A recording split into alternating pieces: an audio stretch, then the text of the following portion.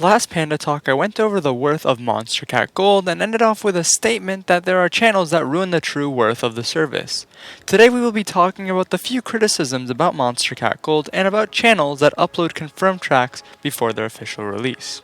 As always, there's a couple of things I need to get out of the way before diving into this topic. The first being that Monstercat has recently changed their end card animation again, and I have decided to recreate the end card and put it up for download. It is an After Effects CC11 file, so if you have anything older, you will probably be unable to use it. I will also include a text document with brief instructions on how to use it so that you guys can have some guidance. Hope you all like it. Secondly and finally, I will be taking suggestions and requests for album, EP, and LP mixes, specifically albums that are to be released so that I can mix them once they have been released. I will include a Google form in the description below if anyone is interested in recommending an album to mix. Anyways, now that that's out of the way, onto the topic at hand. As I mentioned earlier, I have a minor criticism when it comes to Monstercat Gold. But the criticism isn't really with the service, it is actually about the people who abuse it and the staff behind it who allow them to abuse it. Monstercat's website allows for easy streaming of their music and secure streaming that can only be accessed via login and payment to hear the early streams. However, their website is not very secure. I am no expert when it comes to internet security or how coding websites work, but there is a vulnerability within the website.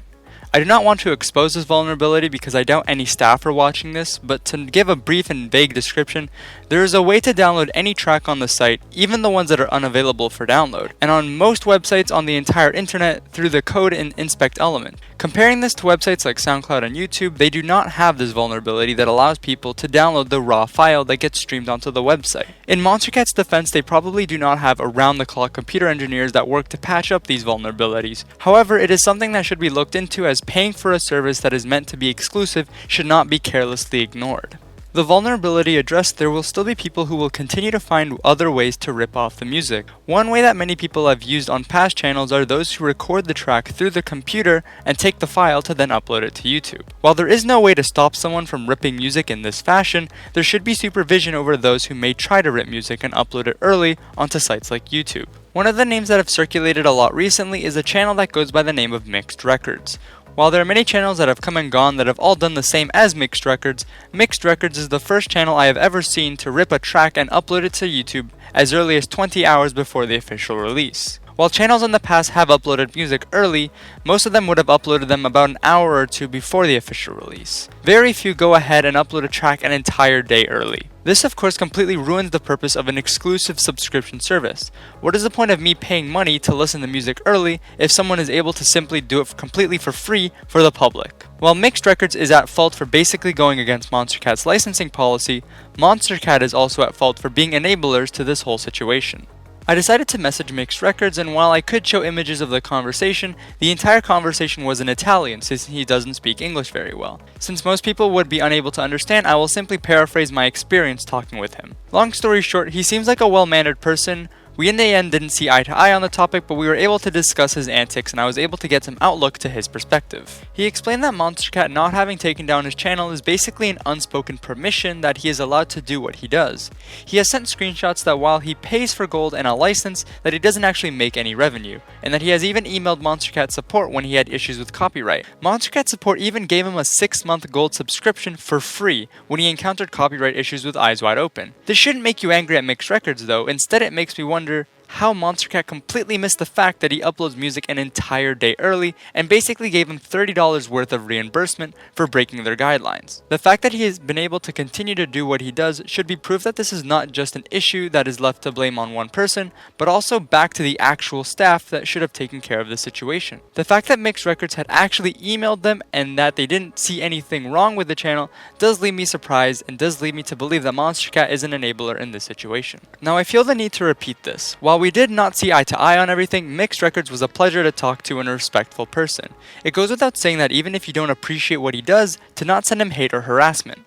A couple weeks ago, a few people who I will leave unnamed went over to his Discord server and mass spammed an onslaught of horrendous messages and images. It really should go without saying that such actions should not be tolerated by anyone and are not something that I would encourage by any means. It is okay to have disagreements, but if this is how you go about expressing your disagreement, then you have completely missed the whole point of whatever you were trying to do in the first place. I know I kind of went off topic there, but I felt like it was important to cover that at some point in this video. Bringing this video back on topic and to a conclusion, I've already seen some people try to notify Monstercat about this issue through their support email, and we still have yet to see any action being done. And once again, while I have put the spotlight on Mixed Records, he is far from being the only perpetrator or antagonist in this situation. There have been numerous other channels that have come and gone, and at the end of the day, I would believe that this is all at the hands of Monstercat staff. Their inability to have taken care of this situation earlier is at their fault, and seeing that this whole situation arose about 2 weeks ago, I am rather surprised that they have yet to even respond or take any action. A friend of mine, Mason, and others in my last video have been trying to get me to talk about Apple Music and Spotify Premium. At a student discount, the two services amount to about $5 a month and deliver the exact same features as Monstercat Gold, but with even more features and millions of songs to add on to that. So if Monstercat cannot fix this issue, then I will not hesitate to look at other more reasonable options and move my business elsewhere. One person unsubscribing from Monstercat Gold really isn't that significant, but maybe if they listen to their wallet, action will be taken soon. To anyone who has made it this far, thanks for sticking around. I didn't see anyone talking about this, so I thought maybe bringing it to light would bring some kind of resolution. Before I head off, there is one thing I feel like I should bring up about Mixed Records. While talking with him, I had told him about this video that I was making, and so if people try to criticize me for being manipulative or exposing him, just know that he was aware of this and I'm not just backstabbing him. In addition, I do feel like I represented him fairly, and I will do so again. Mixed Records seems like a cool guy and I don't hate him at all. What I do not like is what he does, which is uploading music earlier. If I have not made that clear, then I don't know what else to tell you. Anyways, hope you all enjoyed. I'm the Only Pixel 19. Comment your favorite type of tree, and I'll see you all in the next video. Bye.